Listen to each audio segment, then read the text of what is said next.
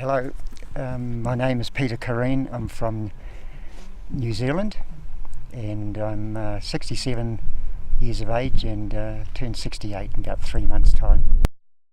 I have many passions. Raw food, loving the mountains. I'm in the Himalayas here, and the Annapurna circuit is my favourite.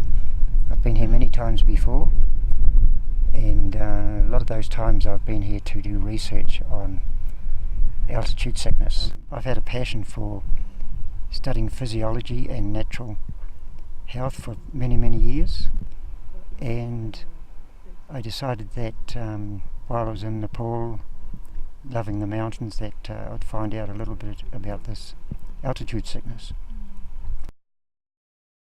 Now, most of the medical profession at the moment say it's caused by low oxygen levels, and that is a secondary factor, because as you do get higher, the oxygen levels are quite low.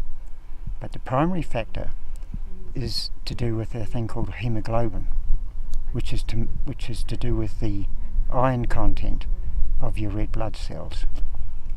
Now, when you're pushing yourself hard in these mountains, your red blood cell count is used up pretty quick, and your bone marrow is where the red blood cells are made, and if they're not getting enough iron, then what happens is you start suffering from the same symptoms as anemia. It is because the iron is what carries the oxygen, and if there's low oxygen and insufficient iron in your body, then the nutrients are not getting to the cells within the body. But yes, I've had other passions in life, being adventurous, doing put a little yacht together once and spent three and a half years sailing around the Pacific Ocean.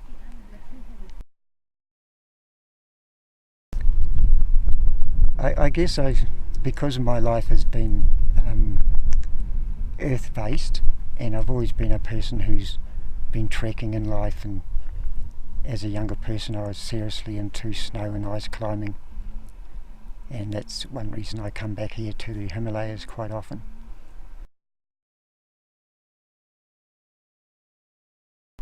This is my 6th time. Yes, I've been over 5 times before. Wow. And each time I try to take different tracks, and like this morning I went up 1,000 metres or so just on a local track to be up in the snow in the mountains. Yes. We all have the power. The important thing is to make sure that in your diet system that you're not putting too much food into your body that has already been damaged, which means that you should be eating a lot of raw food. Now, I'm about 95% raw in my home environment. When I'm travelling I have to compromise and just do the best I can.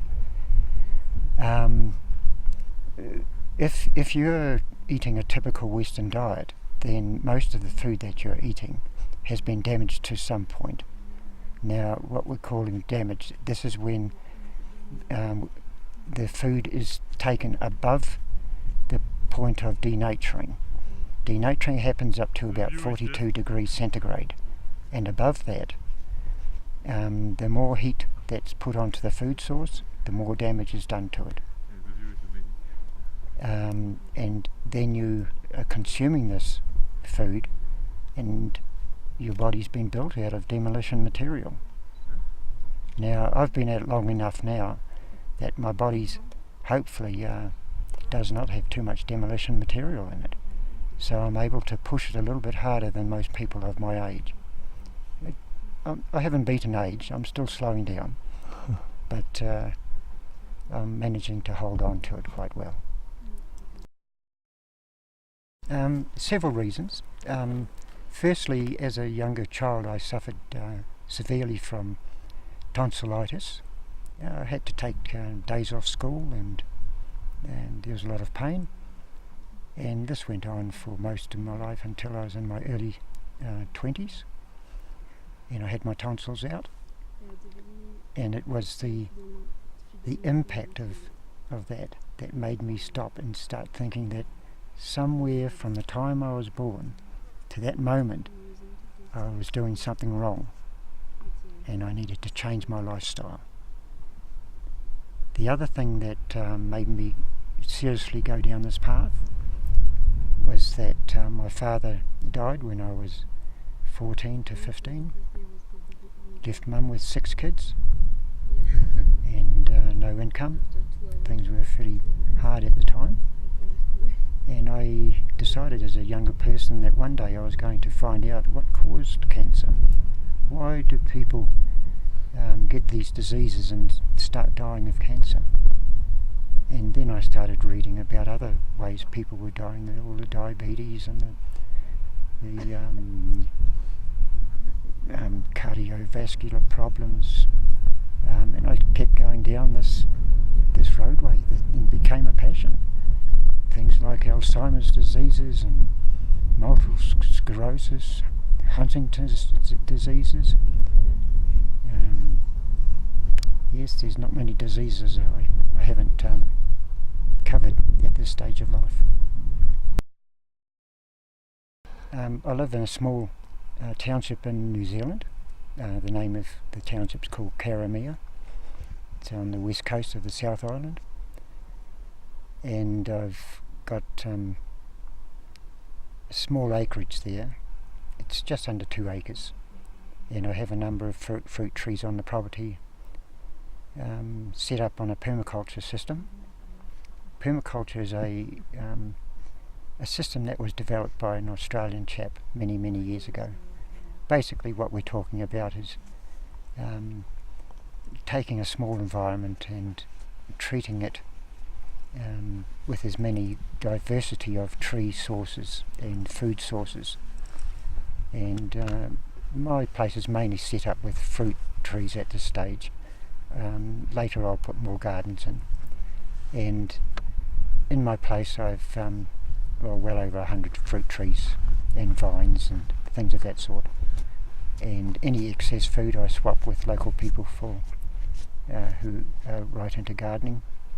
I have a fairly large greenhouse to try and extend the climates in the area, and I've built a house there myself, a little 2-bedroom house which is solar powered for electricity and has a little wood burner. I grow my own firewood trees on the property, and I have another second building where I have a clinic for people who want to come who do have serious diseases and they're wanting to cure themselves by natural means. People are always welcome. I don't advertise, but the place is always there and set up for people who want to go down that path. Max Gerson, that was almost 100 years ago now, and he did a lot of research into raw foods, and he was finding that many of his cancer patients were curing themselves by using raw food. It was unfortunate for him that he didn't have the physiology and the medical research that we have today. 100 years ago, electron microscopes and things of that sort weren't known, and by all means, I did study a lot of his work, and there were people like Pritikin who knew there was a problem with the fats, but he didn't understand what was going on at the molecular level, and we have that knowledge today. All the knowledge is there, but not many people are connecting the dots, and hopefully I'm one of them. Yes.